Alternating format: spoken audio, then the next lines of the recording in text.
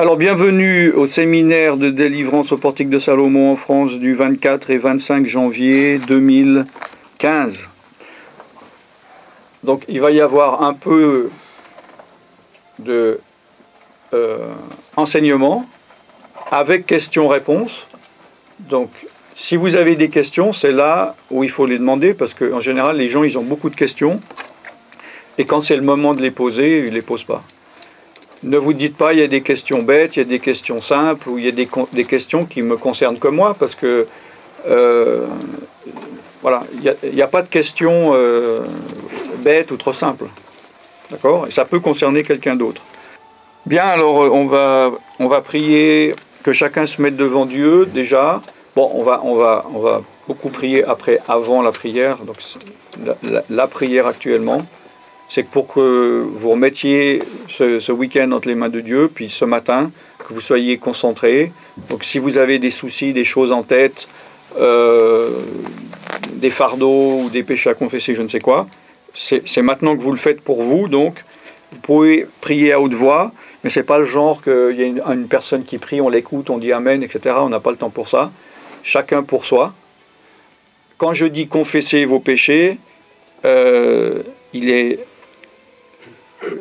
confesser ses péchés, ça ne veut pas dire vivre dans un péché volontairement, un péché qu'on peut résoudre, mais qu'on décide de continuer et que maintenant on va dire oups, pardonne-moi pour ce péché, mais restez dedans. Parce que le péché bloque la victoire. On peut crier à Dieu tant qu'on veut. Il est dit, hein, le bras de l'Éternel n'est pas trop court pour sauver. Donc sauver, synonyme de délivrer. Mais ce sont vos péchés qui mettent un mur entre vous et Dieu. Donc s'il y a un péché que vous connaissez volontaire, tout le monde pêche. Mais il y a des péchés dont on a la connaissance, on sait que c'est mauvais, on a la force de ne pas le faire. Et si on persiste dans ce péché, vous pouvez demander pardon tant que vous voulez, sans repentance, il n'y a pas de délivrance. D'accord? Il n'y a pas de salut non plus, il n'y a pas de guérison, il n'y a rien. Ok? Voilà. Maintenant, si c'est un péché que vous ne pouvez pas maîtriser ou justement vous vous battez contre, c'est autre chose. Vous comprenez ce que je veux dire? Donc là, je vous dis, je ne connais pas tout le monde. Si vous savez que vous êtes dans un péché connu, que vous pouvez résoudre, que vous n'avez pas l'intention de changer, il ne faut pas vous attendre à une délivrance complète de la part de Dieu, ni à court terme, ni à long terme. L'enseignement, j'espère que tout le monde sait, c'est quelque chose d'extrêmement important pour la délivrance, c'est-à-dire, qu'est-ce que dit la Bible? C'est par quoi que mon peuple périt. Ça m'a cassé le tympan. Qui c'est qui a parlé? Voilà, le manque de connaissance, c'est l'ignorance. D'accord? Donc c'est par ignorance, c'est par manque de connaissance que mon peuple périt. Donc il y a beaucoup de personnes, parce que je pense que c'est dans la mentalité humaine, de vouloir avoir les choses le plus facilement, avec le moins d'efforts possible. Mais maintenant, il y a des choses, ce n'est pas possible. Maintenant, l'esprit du monde,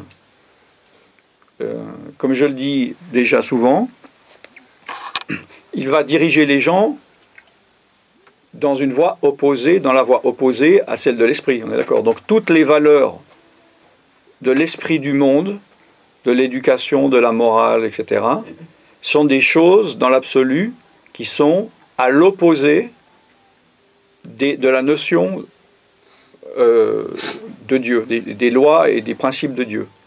Même s'il y a dans l'esprit du monde la notion de la bonté, de la moralité, d'une conscience, de la fraternité, etc., ce sont des valeurs qui vont à l'opposé de l'Esprit de Dieu.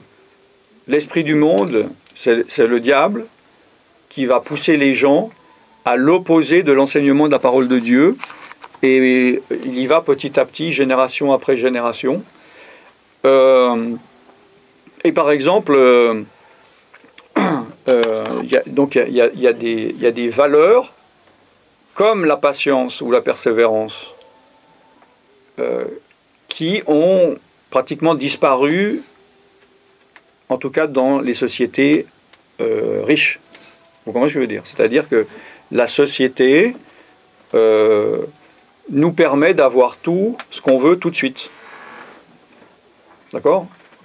Alors, dans les pays pauvres ou à une certaine époque, dans les pays qui sont dits actuellement riches, la personne qui voulait une télévision ou une voiture, ou avant ça même, avant l'ère industrielle, je sais pas moi, c'était un gars qui il avait besoin d'acheter un bœuf pour faire je sais pas quoi.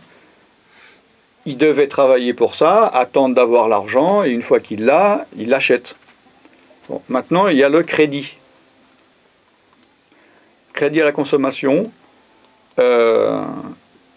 Donc moi, comme je le dis, dans l'absolu, c'est pas un péché d'avoir un crédit, surtout pour quelque chose qui serait impossible d'avoir, comme par exemple une maison, un grand achat, ou éventuellement une voiture, parce que s'il n'y a pas la voiture, on ne peut pas travailler, donc voilà, c'est un peu le serpent qui se mord la queue. Mais, comme dans toute chose, il y a une limite, puis cette limite, quand elle est dépassée, ça devient mauvais. C'est la définition du péché, c'est l'excès. Voilà, l'excès, aussi le mot iniquité, qui a aussi une tendance à de faire quelque chose à l'excès. Tout est bon, pas dans le jambon, mais tout est bon jusqu'à un niveau, jusqu'à un certain niveau. D'accord? Donc, je dis cela parce que, d'ailleurs, le crédit fait partie de la liste des malédictions. Vous connaissez ça? Qui ne sait pas ça? Levez la main. C'est quoi la liste des malédictions? Bah, si je dis jamais levez la main, faites pas savoir. Juste levez. Ok, d'accord. Le crédit, mais c'est-à-dire à excès ou pas toute forme de prêt quand même? Parce que même dans la Bible, il y a des formes de prêt fraternels, je veux dire.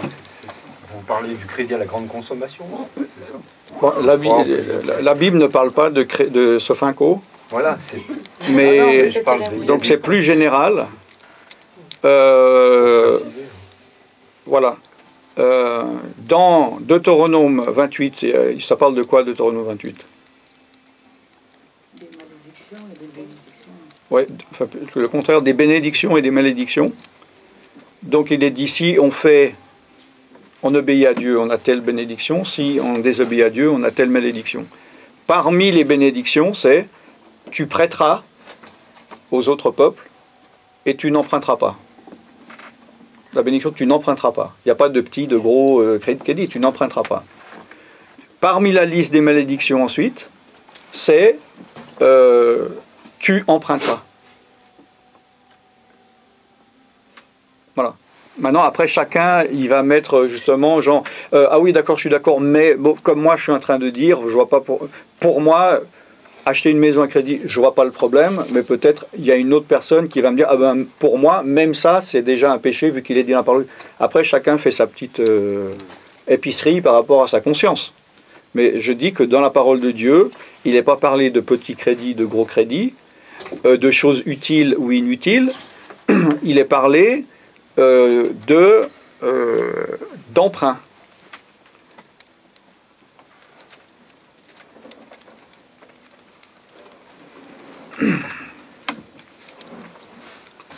J'ai rien dit. Hein.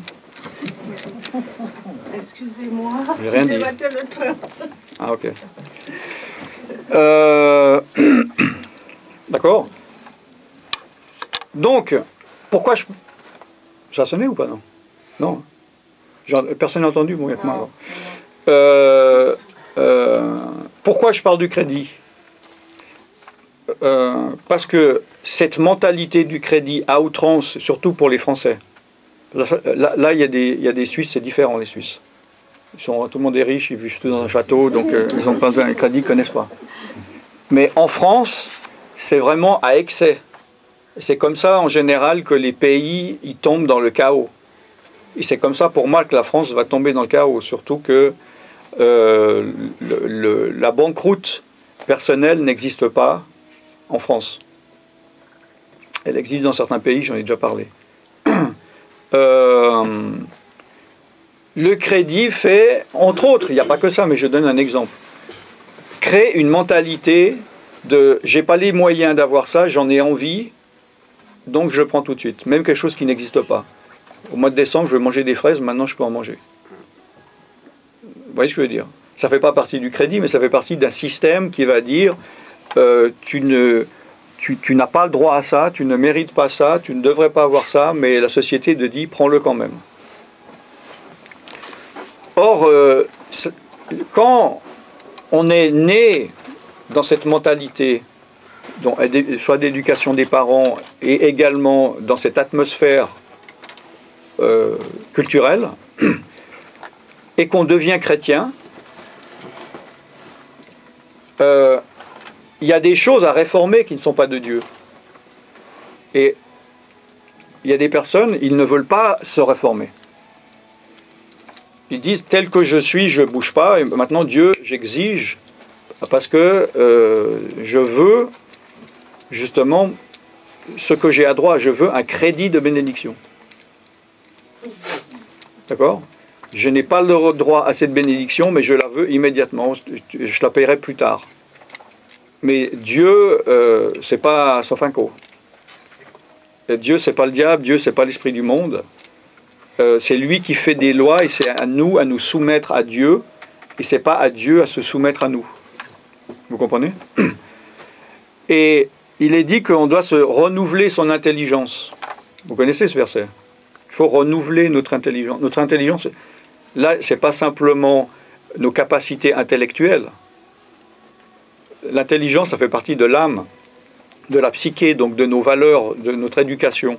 On doit sortir de l'éducation que nous avons reçue de l'esprit du monde, donc du diable. Vous allez dire, ah ben non, c'est la nation qui m'a éduqué, ou c'est mes parents qui m'ont éduqué, c'est pas le diable. Mais la nation dans laquelle vous avez été éduqué et vos parents étaient animés par quel esprit? Donc, on est tous nés sous le péché. Alors évidemment, il y en a qui ont peut-être plus de chance s'ils sont nés dans une famille chrétienne et en plus qui suivaient l'Esprit de Dieu. Mais si ce n'est pas le cas, il y a plein de choses en nous à réformer.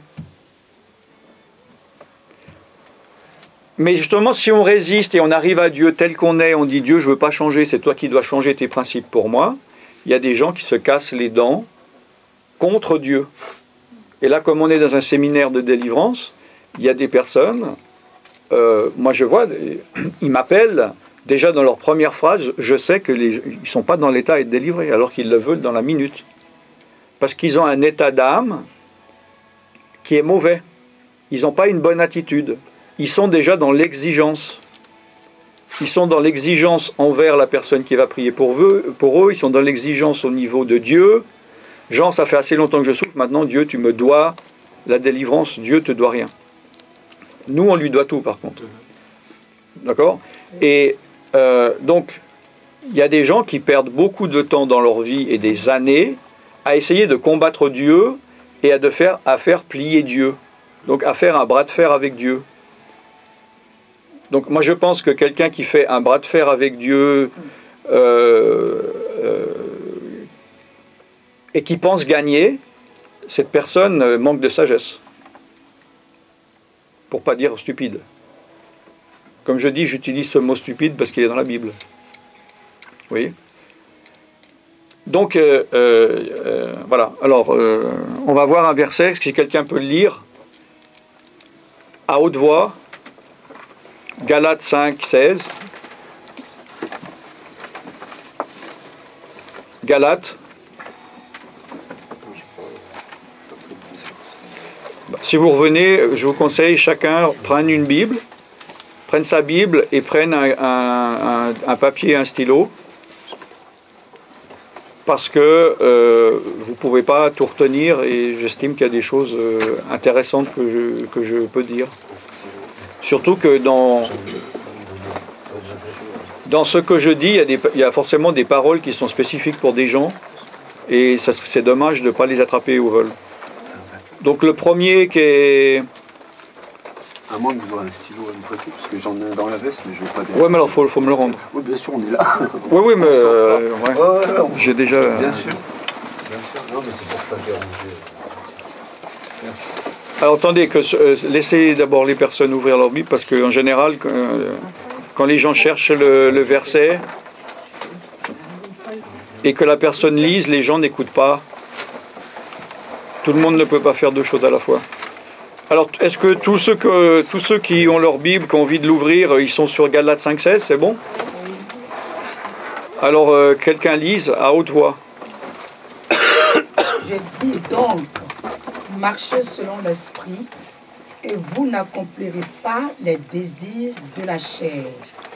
Voilà, vous pouvez relire une fois? Je dis donc, marchez selon l'esprit, et vous n'accomplirez pas les désirs de la chair. D'accord, donc ça c'est la Louis II. Et dans la Darby, toujours, j'aime bien en français comparer avec la Darby, dans le sens que la Darby, elle est plus proche des textes grecs et hébreux, mais bon, elle est plus difficile à lire parce que ça utilise des mots français plus anciens, mais elle est plus proche du texte. Mais dans ce verset, ça ne change pas grand-chose. Là, il est dit aussi, marchez par l'esprit, et vous n'accomplirez pas la convoitise de la chair. Parce que pareil, c'est un synonyme, hein, au lieu des désirs, mais ça a le même sens, évidemment. D'accord? Mais en grec, juste pour votre information, là encore, Darby a plus raison que Second. En grec, c'est quand même plus convoitise que désir. Malgré que désir soit un synonyme de convoitise. Hein. Epithumia.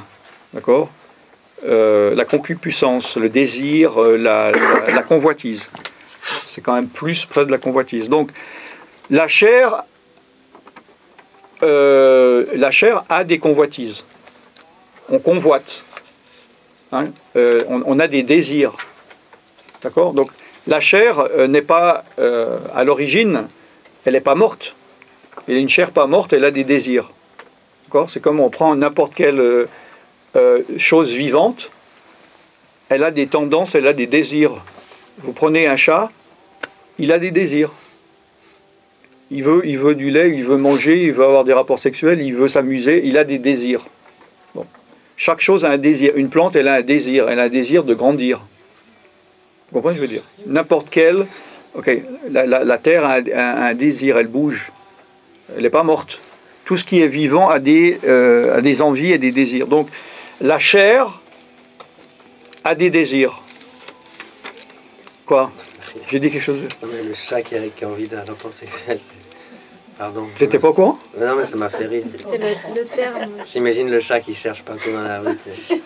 Bah, oui. Oui, mais ça m'a fait rire, je sais pas pourquoi. Ouais, mais pourtant... non, c'est évident, mais...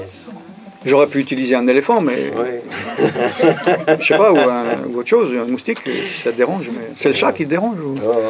Bon. Si tu avais dit qu'il veut se reproduire, bon ça... Ah, c'est le terme relation sexuelle? Il recherche des relations sexuelles, c'est marrant. Ok, bon, d'accord, je suis content de t'avoir fait passer une bonne journée, en tout cas. Okay. Donc, nous parlons de la chair. Mais donc, c'est quoi la chair? La nature propre. La nature propre? Sa nature. Sa nature. C'est quoi la chair? Notre nature humaine. Notre nature humaine, c'est quoi notre nature humaine, donc? Merci. Le corps, c'est plusieurs. Le corps. Il y a le psychisme, il y a l'organique, le système organique, il y a beaucoup de choses. Mais la chair, ça veut dire le sexe aussi. Le sexe. Il y a l'intérieur et les profondeurs du cœur aussi. Les profondeurs du cœur. Qui est corrompu dans l'humain. Ce qui est corrompu dans l'humain. Donc le psychisme, comme dit saint Paul, l'homme psychique n'obéissait pas aux tendances égoïstes de la chair. Nos pensées. Il y a d'autres... Christian, terme de réveil ou... L'ancienne nature. L'ancienne nature. Bon, Oui, tout ça c'est juste. Bon, après, il faut toujours la définition de la définition, quoi. C'est quoi la chair? C'est la nature de l'homme. Bon, alors qu'est-ce que c'est la nature de l'homme? Bon. Alors, c'est vrai que déjà une chose, c'est que la chair, c'est vrai que normalement en français, la chair, c'est la viande. Donc, ça a souvent été pensé, ou pour certaines personnes, ils pensent que lorsqu'il est écrit chair, donc en grec sarx, on pense qu'au corps. Donc le corps, c'est quoi le corps? C'est des pulsions. D'accord? C'est-à-dire, même quelqu'un dans le coma, le corps, il a besoin de respirer. Il a besoin de manger, il a besoin, il y a des voilà, il y a les besoins sexuels, il y a besoin de dormir, donc corporellement, physiologiquement, on peut penser à ça, mais la chair, ce n'est pas que ça. La chair, dans la chair, justement, il y a l'âme. L'âme fait partie de la chair. Vous me suivez ou pas? D'accord? C'est-à-dire que l'âme, en grec, c'est psyché, comme vous avez dit, psychisme. D'accord? Donc, il est dit, après, d'ailleurs, dans le même chapitre, vous pouvez lire tout le chapitre, il y a les œuvres de la chair. Il est dit, par exemple, l'œuvre... attendez. Par exemple, je vais donner... Je sais pas quelle... Voilà, les querelles.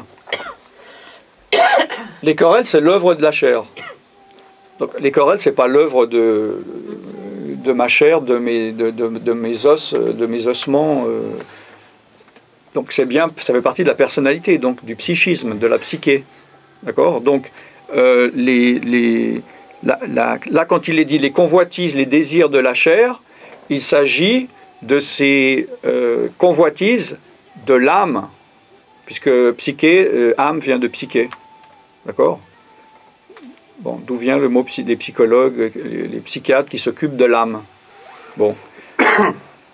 Donc, les désirs, la convoitise de l'âme, les penchants, il est dit, c'est la fornication.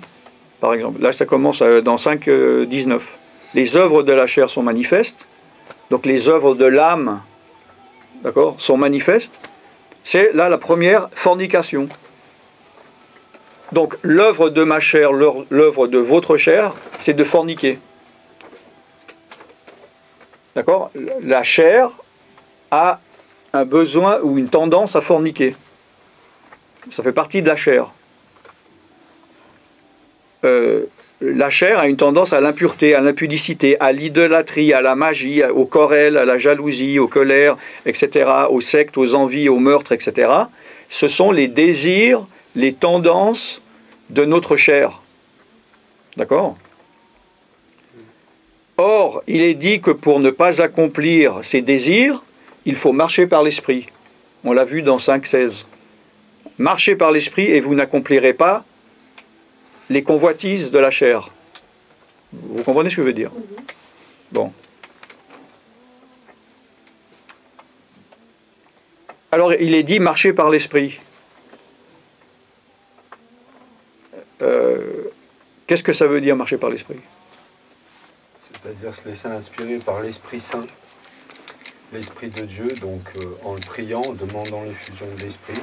Et l'Esprit Saint va combattre les tendances égoïstes de la chair en nous apportant des dons, des vertus, c'est-à-dire que la patience contre l'impatience, la bonté contre la méchanceté, la pudeur contre l'impudicité, la sagesse. Donc il suffit donc de prier le Saint-Esprit. C'est ça le début de votre phrase. Hein. C'est un chemin de conversion, oui. C'est un chemin de conversion. Il faut se tourner vers Dieu, bien sûr, et supplier son esprit pour venir au secours, justement, se joindre à notre esprit pour combattre, parce que l'esprit humain lui-même n'a pas la force de combattre ces tendances égoïstes de la chair. Il faut la force de l'Esprit Saint. Ne pas céder aux impulsions. Marcher par l'esprit, c'est ne pas céder aux impulsions. Quoi d'autre? C'est de connecter à Dieu et puis écouter et répondre à ce qui nous est demandé aussi.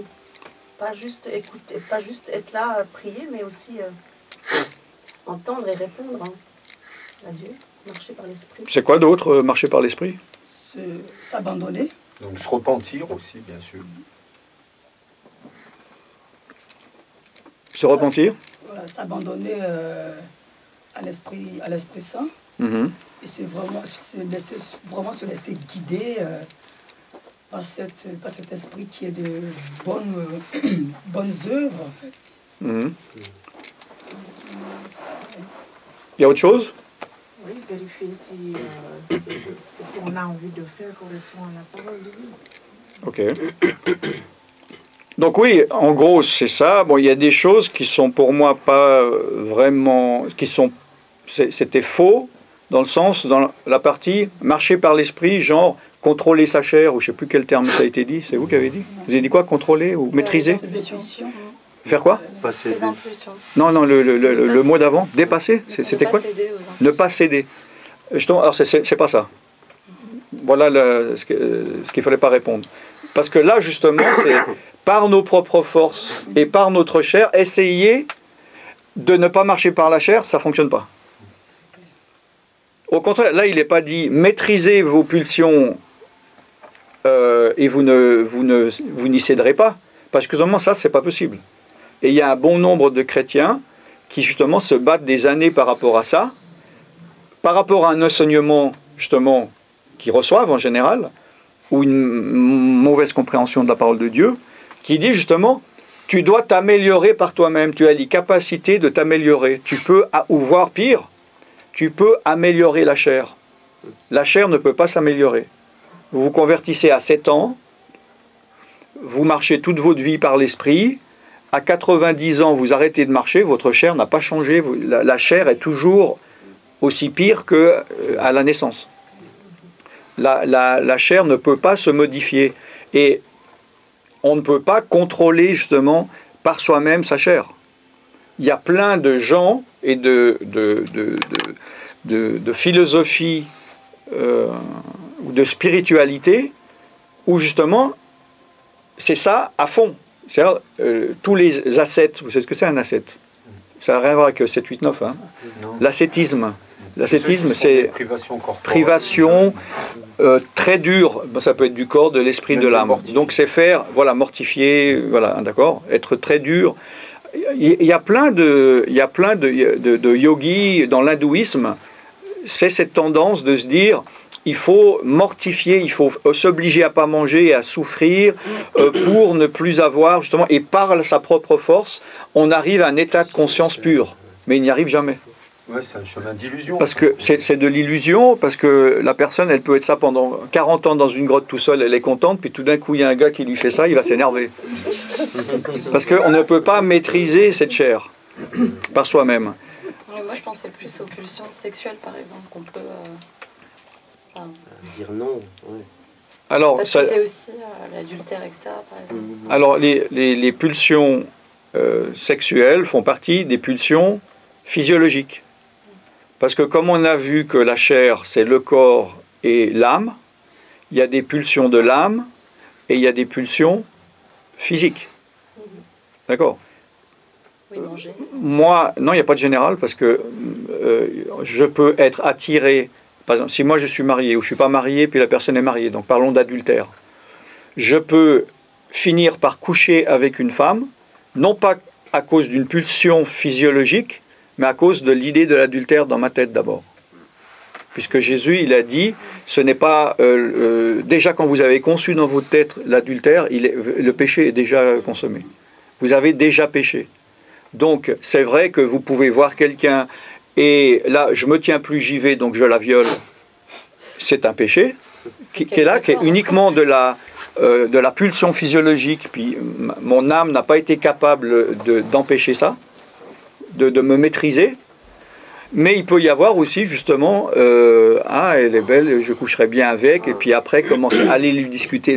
Et c'est seulement à la fin que la pulsion se crée. Mais évidemment qu'à un niveau humain, évidemment, il y a une forme de contrôle. Ça, c'est de nouveau pareil. Jusqu'à un certain niveau. Parce que tout le monde sait, toutes les sociétés ont vu, c'est connu dans l'histoire de l'humanité, que quand dans une société, on dit aux êtres humains, faites ce que vous voulez, ça finit dans les meurtres, dans les orgies sexuelles, de la nourriture, ça finit par la destruction de la société. Ça a été vu par les Romains, par plein de sociétés différentes. C'est pour ça qu'après, il y a eu la dureté des religions et tout le monde a vu qu'il vaut mieux tenir les gens, les encadrer et la société fonctionne et c'est viable plutôt que de les laisser faire. Donc, jusqu'à un certain point, évidemment qu'il faut se contrôler, mais on ne peut pas complètement maîtriser la chair par ses propres capacités. Parce que la puissance du péché, une fois qu'elle est consommée, est trop forte, est trop puissante. Hein? Paul a dit, vous n'avez pas combattu le péché jusqu'au sang. D'accord? Donc, marcher par l'esprit, c'est en effet, c'était un peu tout dit. En gros, c'est en effet, dans la pratique, alors je donne un exemple. Tu me dis un truc, tu m'énerves. Donc ma chair, c'est normal. Il me donne une claque, la chair veut lui rendre. C'est normal. La chair, c'est œil pour œil, dent pour dent. Non? Tu m'as fait mal, je te fais mal. La chair, elle va pas plus loin que ça. Tu m'as fait du bien, je te fais du bien. C'est très basique. Bon. Maintenant, je vais avoir cette pulsion en moi, tu m'as fait du mal, mais maintenant, donc ma conscience me dit, rends-lui sa claque, il la mérite, c'est la justice. Mais j'ai une autre partie de moi, parce que j'ai l'Esprit de Dieu, et l'Esprit de Dieu me dit, va peut-être me rappeler la parole de Dieu, dit non, ne rends pas le mal pour le mal, rends le bien pour le mal. Et là, j'ai un choix devant moi d'accomplir les désirs de ma chair ou de marcher par l'esprit. Donc c'est ça aussi. Donc c'est ça, c'est appliquer dans les grandes choses et les petites choses de tous les jours, de plutôt choisir de marcher dans l'esprit plutôt que de marcher par la chair. J'ai une télévision chez moi et il y a un film. Ma chair veut voir ce film et l'Esprit de Dieu me dit, ça fait longtemps que tu n'as pas prié, prie parce que tu es en train de t'affaiblir. Qu'est-ce que je fais comme choix? Donc plus je fais de bons choix en marchant par l'Esprit, moins j'accomplis les désirs de la chair parce que je la nourris moins et elle s'affaiblit. Et en fait, justement, comme j'ai dit, on ne peut pas tuer la chair. C'est pour ça que Paul a utilisé à juste titre, en fait, ce qu'il faut faire, c'est crucifier la chair. D'accord? Parce que dans le sens crucifié, c'est que la crucifixion, c'est évidemment la fin de la crucifixion, c'est la mort. Mais le but de la crucifixion, c'est la torture. Vous comprenez, je veux dire? Sinon, il coupe la tête pour tuer la personne. Donc, la crucifixion, c'est bloquer un corps qui est encore en vie, mais qui ne peut plus rien faire, qui ne peut pas bouger, qui ne peut pas aller contre cette torture. Donc, la crucifixion de la chair, ce n'est pas tuer la chair, mais c'est la maintenir qu'elle ne peut pas mettre en pratique les pulsions qu'elle a. Mais non pas par la propre force, justement, dire je suis sur une croix, je m'accroche à la croix, puis je ne veux pas lâcher la croix. Non, mais la crucifier, c'est-à-dire que laisser l'Esprit de Dieu, en marchant par l'Esprit de Dieu, on crucifie sa chair. Et il est dit, si vous marchez par l'Esprit, dans Romains 8, vous n'accomplirez pas les désirs de la chair, et si vous marchez par la chair, vous ne pouvez pas accomplir les désirs de l'Esprit. Je lirai après pour le dire avec exactitude. D'accord? Parce que là, oui. C'est un peu maîtriser ses impulsivités pour moi, au final, toujours. Oui, mais pas uniquement par ses propres forces. Oui, il faut appeler Dieu, évidemment, et appliquer la parole. Il ne faut pas appeler Dieu, non? Appliquer la parole. Il faut obéir à la parole de Dieu, mais par l'Esprit de Dieu. Parce que si on prend quelqu'un qui n'est pas né de nouveau, qui n'a pas l'Esprit de Dieu, et on va dire, maintenant que tu as lu la Bible, et tu la trouves bien, il dit oui, je trouve la morale est bien, vas-y, applique-la par la chair, il ne va pas y arriver. Et il va se faire du mal, et il va souffrir, et il va faire ce qu'il ne veut pas faire, comme Paul a dit, je fais le mal que je ne veux pas faire, je ne fais pas le bien que je ne peux pas faire. Qui va me délivrer de ce corps, donc de cette chair?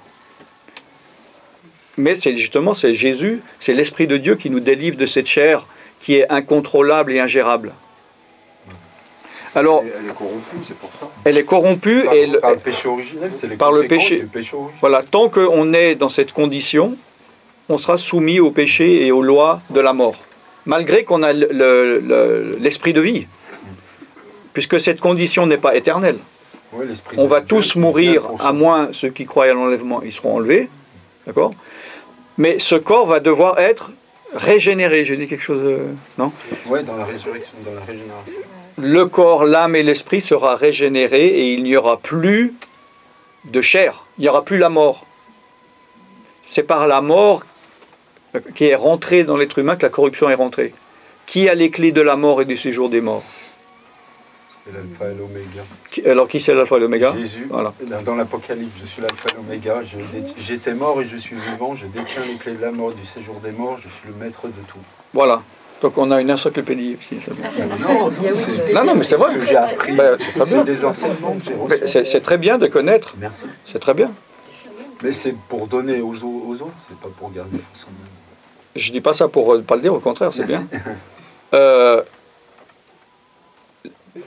Dieu a dit dans au jardin d'Éden, donc si tu pêches, tu mourras. Donc il a fait rentrer la mort dans l'humanité. Donc la mort est là. Le dernier ennemi qui sera vaincu, c'est là, c'est la mort. Et il ne faut pas oublier que justement, dans le lac de feu, enfin l'étang de feu, sera jeté le diable, les démons, ceux qui ont refusé Jésus, plus de choses, la mort et le séjour des morts. Donc là, il n'aura plus besoin de clés. Je ne sais pas ce qu'il va en faire. Il va acheter aussi dans la Bible. Il n'y aura plus besoin de clés. Il n'y aura plus de, il y aura plus il y aura plus le séjour des morts vu qu'il n'y aura plus de morts. Bon. Mais donc tant que alors cette nature renouvelée avec la vie éternelle ne sera plus corrompue. Hein, mais Paul a dit que le corps corruptible ne peut pas hériter de l'incorruptibilité, c'est pour ça qu'il faut un nouveau corps. Mais tant que nous sommes dans cette condition, il y aura des dilemmes et il y aura des choix à faire entre est-ce que je suis, du verbe suivre, ma chair ou l'esprit. Que ça soit dans les petites, les 10 ou 15 décisions bonnes ou mauvaises, petites décisions bonnes ou mauvaises que je peux avoir à prendre chaque jour, à des décisions un peu plus importantes, voire encore plus grandes, genre, je ne sais pas, quel métier je vais faire, ou qui je vais épouser, voilà, qu'est-ce que je vais faire, voilà. Et donc, si nous marchons, donc là, marcher, c'est vraiment, en grec, le verbe marcher, péripatéo, d'où vient péripatéticienne, marcher, qui ne veut pas dire seulement marcher comme ça avec les pieds, hein, mais c'est être occupé par cheminer, s'occuper, être dans un cheminement de faire quelque chose. D'accord? C'est pas simplement avancer, c'est être occupé par. Vous comprenez ce que je veux dire? Donc, est-ce que vous voyez, parce que là, par exemple, cet enseignement, on pourrait dire, si par exemple je le coupe au début et puis je m'arrête là, on peut se dire ça n'a rien à voir avec les délivrances. Ce qui est vrai que c'est un message général qui peut s'appliquer à la marche du chrétien. Mais est-ce que vous comprenez l'implication par rapport à la délivrance ou pas? Oui. Oui, parce que c'est le Alors c'est lien. quoi? Vous décrivez le combat spirituel, qu'il y a un combat spirituel à mener, par exemple, de l'esprit, avec sur toutes les convoitises de la chair, de renoncer, comme vous l'aviez dit au début de la session. Il y a des péchés auxquels on ne veut pas les renoncer, il ne faut pas s'attendre à les délivrer, il faut les déclarer devant Dieu, mais il faut aussi avoir la volonté ferme de renoncer à certains chemins de péché avec clarté, en l'affirmant. Oui. Donc, quelle autre application quelqu'un d'autre pourrait voir entre ce message et la délivrance? Yes. Il y a des choses qui sont de notre responsabilité entière et puis ça ne servira à rien d'essayer de les chasser, parce que le but c'est de nous-mêmes les crucifier, puis c'est pas forcément un démon qu'on va chasser hors de notre... Est-ce que tu as un exemple, par exemple, précis ou même pas précis, mais de quoi tu parles? Comme ces péchés répétitifs, quand on sait par exemple que, je sais pas, si on prend sais pas, mentir, par exemple. par exemple. Ah ben, c'est un péché de la chair à crucifier, et puis ça sert à rien de prier pour faire sortir le mensonge de nous. Enfin, c'est Par pas- exemple. Oui, par exemple. Alors oui, en effet, ça c'est un exemple de justement, je suis dans un état de mensonge perpétuel et puis je vais voir un ministère pour qu'il me chasse le démon du mensonge. En effet. Parce que, comme je le dis souvent, personnellement, d'après ma compréhension, je peux avoir tort, mais on n'a pas besoin des démons pour pécher. C'est-à-dire, je le dis souvent, si maintenant on lirait le diable et les démons, comme ça sera au millénium, pendant 2 mois sur la terre, je ne pense pas que la terre va s'améliorer. Je ne pense pas que les gens vont commencer à plus mentir, à rendre ce qu'ils ont volé ou à casser, et que les gens malhonnêtes vont devenir honnêtes, puisque nous avons vu que ça, ce sont les œuvres de la chair. C'est pas dit. Or, les œuvres des démons sont manifestes. Les œuvres des démons, c'est la fornication, l'impureté, l'idolâtrie, la magie, les querelles, la colère. Non, ce sont les œuvres de la chair. Donc, on n'a pas besoin de démons pour ça. Les démons, ils sont là soit pour initier un péché, nous donner une mauvaise idée, mais sur un terrain qui est déjà propice. Ou, une fois que nous avons l'idée, tiens, celui-là, je vais le voler, le démon, ah ouais, t'as raison, puis, mais j'ai meilleure idée, au lieu de lui voler 10 euros, vole-lui 15 euros. Ils sont là pour amplifier, puis après pour qu'on reste dedans, prisonnier du péché. Mais on n'a pas besoin d'eux. Donc oui, c'est une bonne application, en effet. C'est pour ça qu'il faut se responsabiliser et qu'il y a certaines choses, personnellement pour moi, j'ai beaucoup de personnes qui m'appellent du monde entier, donc je vois que ce n'est pas par rapport à une culture. Je ne m'occupe pas de personnes seulement dans un village avec une culture spécifique, mais du monde entier, donc je vois plutôt par rapport à la nature humaine. Je vois qu'il y a des gens qui ils se comportent tellement mal, mais ils veulent quand même la délivrance, mais ils ne peuvent pas avoir la délivrance tant qu'ils ne se réforment pas. Or, ce qu'ils veulent, pour revenir au début, c'est non, mais je ne vous ai pas appelé pour que vous me fassiez la morale, je ne vous ai pas appelé pour que vous me disiez quoi faire, je vous ai appelé pour chasser ce démon. Alors, est-ce que vous pouvez vous taire et régler mon problème? Voilà, en gros... C'est une contradiction totale, c'est une totale contradiction. Oui, mais justement, mais eux ne se rendent pas compte. Ouais, c'est bien de l'ignorance. Parce qu'ils sont sous l'influence de l'esprit du monde, comme vous dites, ils sont soumis en fin de compte à l'esprit du monde en raisonnant. À l'esprit du monde et à leur propre chair. Ouais. Au raisonnement de la chair, de la sagesse de la chair, qui est folie pour la sagesse de Dieu. Donc, c'est pour ça que, par exemple, ce message, alors peut-être, je ne sais pas, ici, il y a des personnes qui se disent ouais, non, c'est des foutaises, j'ai aucune intention de me réformer, j'y crois pas, vivement qu'ils prient pour moi. C'est possible. J'espère pas, mais c'est possible. Et cette personne, elle ne va pas être délivrée. Et elle va être fâchée avec Dieu, elle va être fâchée avec moi ou avec le ministère. Et ce sont des gens qui passent de ministère en ministère, etc. Ou bien, et c'est là la sagesse de dire, ah bon, tiens, je vais réfléchir là-dessus, justement. Est-ce que si l'Esprit de Dieu confirme ou vous montre des choses, c'est ça, marcher par l'Esprit. Ce que je suis en train de dire, ce que l'Esprit de Dieu est en train de vous montrer individuellement, si l'Esprit de Dieu vous dit oui à ça, oui, ça, tac, tac, ou ça dans ta vie, et que maintenant vous êtes en train de dire, ah, tais-toi, Esprit de Dieu, laisse-moi réfléchir, vous n'êtes pas en train de marcher par l'Esprit. Tandis que si vous êtes en train de dire, ah bon, ben, je suis prêt à me réformer, vous êtes en train de marcher par l'Esprit. Donc il n'y a pas besoin d'analyser, de dire, je vais faire un test pendant 2 semaines pour voir si je marche par l'Esprit ou pas. Maintenant, vous devriez savoir si vous marchez par l'Esprit ou pas. Si on résiste à l'Esprit de Dieu ou pas. C'est pour ça que c'est le seul péché qui n'est pas pardonnable. Le péché contre le Saint-Esprit. C'est parce que, voilà. Si on résiste au Saint-Esprit, on résiste à tout, à Dieu, à Jésus, au Père, au salut, etc. D'accord? Est-ce qu'il y a des questions?